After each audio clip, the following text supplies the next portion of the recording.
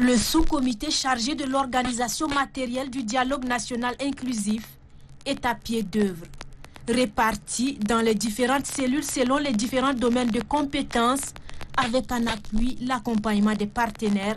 C'est une équipe dynamique et ambitieuse avec une vision commune vers un objectif commun.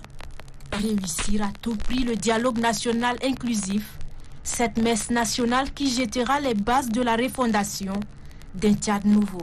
Une détermination pour laquelle l'on se concerte sur les 17 lois de travail en équipe. Animé par Armand Diegol Tarndji Rakor, le leadership, les identifiants des bons catalyseurs et la redevabilité sont entre autres le levier de motivation pour des résultats extraordinaires à expliquer dans les détails le président du comité technique. Quand on travaille en synergie avec les autres, on peut avoir des résultats. Donc ce matin, nous avons travaillé sur ces éléments importants. Nous avons aussi eu des temps d'échange d'expérience, mais aussi nous avons regardé un peu techniquement quels sont donc les supports de communication qui sont en train d'être préparés. Pour dire donc que nous avançons bien dans la préparation et nous croyons que d'ici la fin de la semaine, nos concitoyens verront déjà de manière concrète quelles sont donc les confirmations nécessaires. Dans le même ordre d'idées, Mme Mariama Bayar, responsable de la médiation IDEA, Union européenne, convie les différentes cellules à agir de façon conviviale. Au début du dialogue, il y a l'esprit du dialogue. Ça veut dire que pour le comité d'organisation, c'est un sacerdoce. C'est un don de soi. C'est une détermination, c'est un engagement.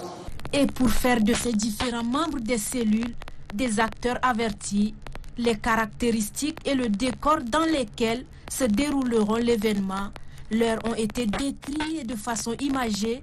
La représentation du Tchad dans sa diversité culturelle, religieuse, ainsi que les échantillons des badges d'accès selon leurs différents formats, ainsi que la configuration des types d'affiches neutres ont été dévoilés.